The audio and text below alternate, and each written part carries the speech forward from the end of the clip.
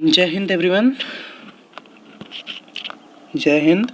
तो जैसे कि पिछले वीडियो में हम लोगों ने बायोलॉजी के टॉप 50 क्वेश्चन कवर किए थे जो कि विभिन्न पेपर्स में एग्जाम्स में पूछे गए थे। आज हम लोग फिर उसी श्रृंखला में 50 क्वेश्चन को कवर करने जा रहे हैं। तो 50 क्वेश्चंस जो है फिर हम लोग आज बायोलॉजी के देखेंगे। तो चलिए टाइम वेस्ट किए बिना हम लोग देखते हैं। तो ये देखिए बार बार पूछे गए प्रश्न यहाँ पे देखिए हम लोगों ने कवर कर लिया था 50 क्वेश्चन कवर कर लिए थे। आज हम लोग को जो शुरू करेंगे वो शुरू करेंगे 50 क्वेश्चन नंबर 51 से। मैं एक मिनट कलर चेंज कर लेता हूँ, ब्लू ठीक रहेगा। क्वेश्चन नंबर 51 से, क्वेश्चन नंबर 51 से। तो चलिए देखिए जो हमारा पहला क्वेश्चन है वो है आज का, जब सूर्य, चंद्रमा एवं पृथ्वी लगभग एक ही सरल रेखा में स्थित होते हैं तब उस स्थिति को क्या कहा जाता है? दैनिक ज्वार। उस स्थिति को क्या कहा जाता है? दैनिक ज्वार। जब हम लोग जियोग्राफी पढ़ेंगे तो वहाँ पे मैं बताऊंगा दैनिक ज्वार भाटा क्या ये सब होता है, तो अभी केवल याद रख लीजिए। अगर तीनों एक स्थिति में है तो उस स्थिति क्या? दैनिक ज्वार। सर्वाधिक लवणता वाला सागर वान लेक। आपको कमेंट बॉक्स में इसका जवाब देते हैं वान लेक किस देश में स्थित है। मुझे पता है, मैं बताऊंगा नहीं। सर्वाधिक लवणता वाला सागर कौन सा है? वान लेक।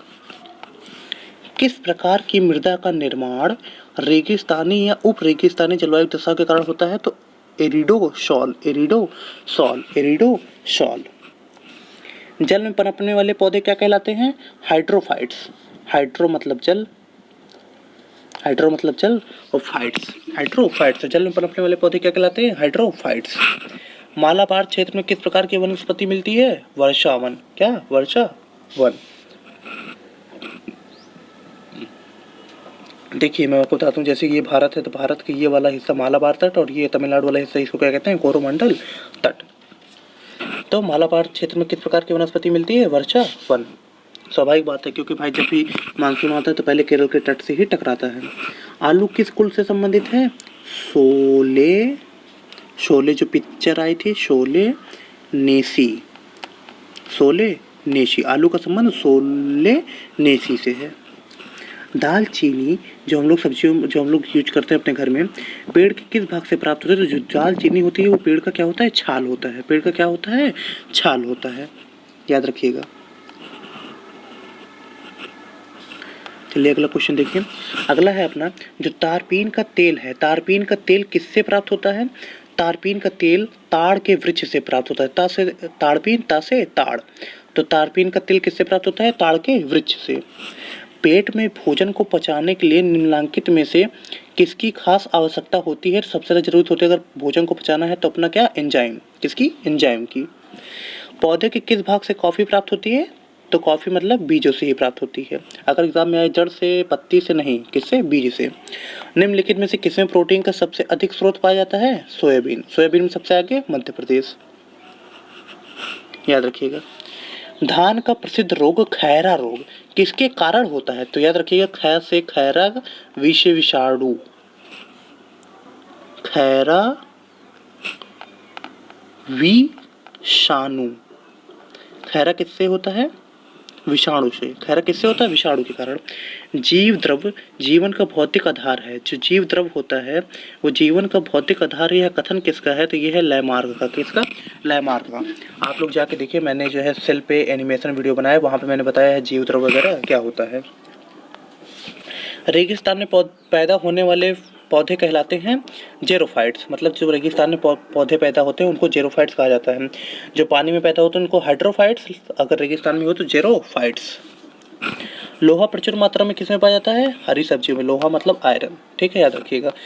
किसमें पाया जाता है? हरी सब्जियों में। हरी सब्जियों में। इसका मतलब ये नहीं है कि अगर आप हरी सब्जी खाएंगे तो आपके अंदर लोहा चला जाएगा और जहाँ भी चुंबक दिखेगा तो आप उसकी तरफ खिंच जाएंगे। लोहा सबसे ज्यादा प्रचुर मात्रा में किसमें पाया जाता है? हरी सब्जियों में, याद रखिएगा। मानव शरीर में यूरिया सबसे अधिक किस में होता है? तो मूत्र में। जो हम लोग यूरिनेट करते हैं तो वहाँ उसमें क्या पाया जाता है? यूरिया। यूरिया का सूत्र NH2CO NH2, ठीक है, याद रखिएगा। इसको ऐसे भी कहते हैं NH2 का होल ट्वाइस या फिर CO। निम्नलिखित में से किसमें एंजाइम नहीं होते हैं? तो विषाणु में, याद रखिएगा। तो विषाणु में क्या होते हैं? एंजाइम नहीं होते हैं। विषाणु में एंजाइम नहीं होते हैं। विषाणु में एंजाइम नहीं होते हैं। एडवर्ड जेनर ने किसकी खोज की थी? चेचक के टीके, बच्चों वाला क्वेश्चन। चेचक, फिर चेक की जगह जा लिख दीजिए बस, जेनर। ठीक। एड्स होने का क्या कारण होता है? T4 लिम्फोसाइट्स की कमी। लिम्फोसाइट क्या होते हैं? ये रोगों के लड़ने के लिए अभी इतना जान लीजिए, रोगों के लड़ने में सहायक होते हैं। तो अभी मैं आपको अभी बताऊंगा एड्स का फुल फॉर्म वगैरह जो है सब कुछ। T4 लिम्फोसाइट की कमी से अभी इतना याद रखिए। एड्स होने का कारण T4 लिम्फोसाइट की कमी। एड्स वायरस क्या होता है? एक सूची RNA। ये सब आगे देखते हैं हम लोग अभी।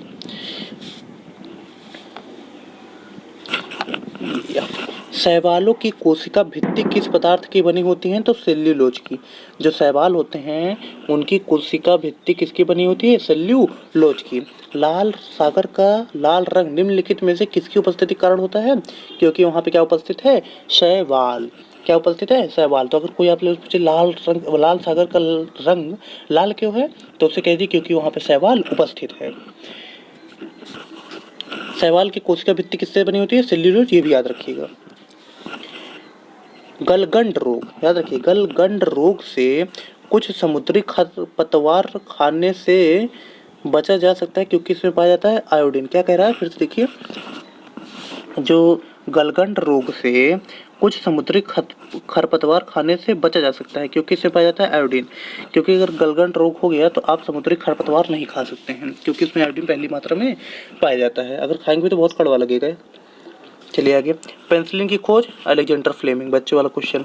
लाइकेन निम्नलिखित में से किसके सूचक होते हैं? देखिए, अगर लाइकेन यहाँ पे दिया है, अगर मान लीजिए कहीं पे भी वायु प्रदूषण है तो वायु प्रदूषण में भी अगर सल्फर डाइऑक्साइड की कहीं मात्रा बढ़ती है तो वहाँ से क्या गायब हो जाते हैं? वहाँ से जो है लाइकेन गायब होने लगते हैं। क्या गायब होने लगते हैं? लाइकेन गायब होने लगते हैं। कुनैन किससे प्राप्त होता है? सिंकोना से। कुनैन किससे प्राप्त होता है? सिंकोना से। भाई यूपीएससी में पूछा गया था। कुनैन किससे प्राप्त होता है? सिंकोना से। कुनैन किससे प्राप्त होता है? सिंकोना से। रट लीजिए एकदम, कुनैन सिंकोना, कुनैन सिंकोना, कुनैन सिंकोना। फूल गोभी का खाने योग्य भाग कौन सा होता है? पुष्पक्रम। फूल गोभी का हम लोग क्या खाते हैं? पुष्पक्रम वाला भाग।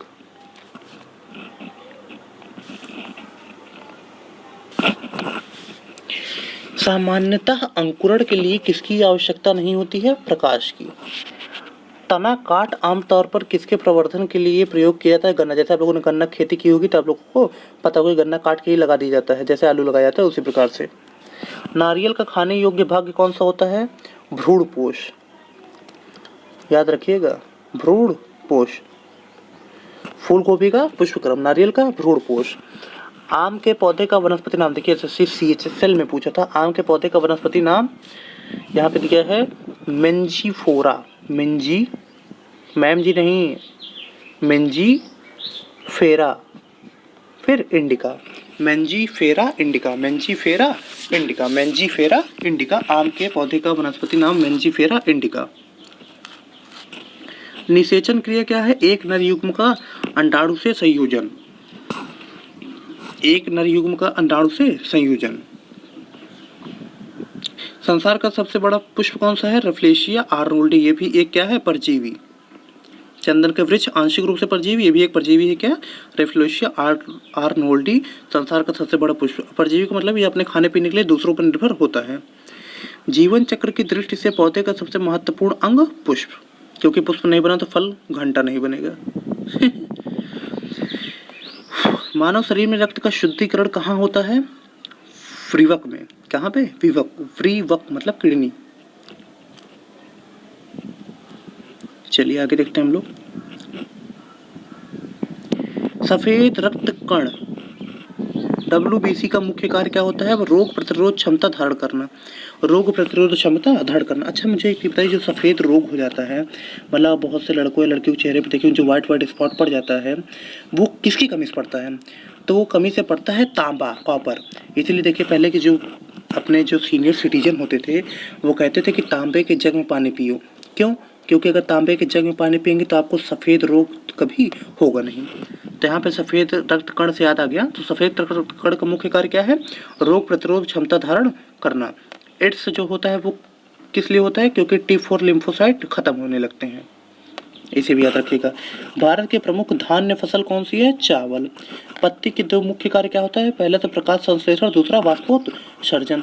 रात्रि में पेड़ के नीचे सोना हानिकारक होता है क्योंकि पेड़ छोड़ते हैं कार्बन डाइऑक्साइड CO2 रात के समय।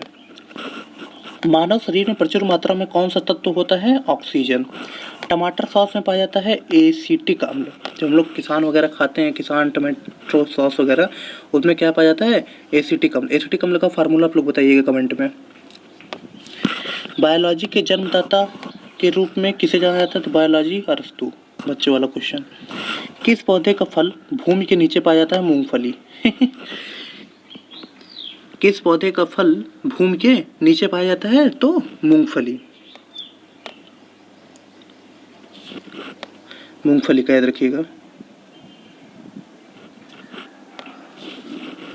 चलिए, कोशिका को एक निश्चित रूप कौन प्रदान करता है? कोशिका भित्ति। कोशिका भित्ति। पत्तियों को हरा रंग किससे प्राप्त होता है? क्लोरोप्लास्ट या क्लोरोफिल, वही होगी। राष्ट्रीय पर्यावरण अभियांत्रिकी संस्थान याद रखिएगा कहाँ पर स्थित है? तो नागपुर। राष्ट्रीय पर्यावरण अभियांत्रिकी संस्थान कहाँ पे? नागपुर। राष्ट्रीय पर्यावरण अभियांत्रिकी संस्थान कहाँ पे? नागपुर। राष्ट्रीय पर्यावरण अभियांत्रिकी संस्थान कहाँ पे? नागपुर। राष्ट्रीय पर्यावरण अभियांत्रिकी संस्थान कहाँ पे? नागपुर में। राष्ट्रीय पर्यावरण अभियांत्रिकी संस्थान कहाँ पे? नागपुर में। ये जरूर याद रखिएगा। भूरी क्रांति किससे संबंधित है? उर्वरकों के उत्पाद से, फर्टिलाइजर से। मादा पशुओं में बच्चे पैदा होते समय कौन सा हार्मोन अधिक सक्रिय होता है? ऑक्सीटोसिन। जैसे मैंने आप लोग को बताया था ना कि अगर गाय भैंस के थन में दूध नहीं आ रहा है तो ऑक्सीटोसिन हार्मोन लगाइए, वैसे ही यहाँ पे ऑक्सीटोसिन है। भारत का कौन सा राज्य एशिया की अंडे की टोकरी? भारत का कौन सा राज्य एशिया की अंडे की टोकरी के नाम से जाना जाता है? तो वो है आंध्र प्रदेश। याद रखिएगा। भारत का कौन सा राज्य एशिया की अंडे की टोकरी के नाम से जाना जाता है? तो वो है अपना आंध्र प्रदेश। तो फ्रेंड्स, आंध्र प्रदेश याद रखिएगा। चलिए अगला अपना देख लेते हैं। ये हमारा लास्ट क्वेश्चन है और सब हम लोग बाद में देखेंगे। भारतीय पशु चिकित्सा अनुसंधान। भारतीय पशु चिकित्सा अनुसंधान कहाँ पे है? बरेली। अभियांत्रिकी वाला नागपुर, और यहाँ पे कृषि अभियांत्रिकी वाला नागपुर, यहाँ पे पशु चिकित्सा अनुसंधान ये अपना बरेली उत्तर प्रदेश, बरेली यूपी में। ठीक है, तो फ्रेंड्स जैसा कि हम लोगों का आज जो है 50 क्वेश्चन कवर हो गया है, तो अब हम लोग नेक्स्ट वीडियो में देखेंगे इसके आगे की बातचीत। तब तक के लिए जय हिंद, जय भारत। सेफ रहिए, आप लोग पढ़ते रहिए।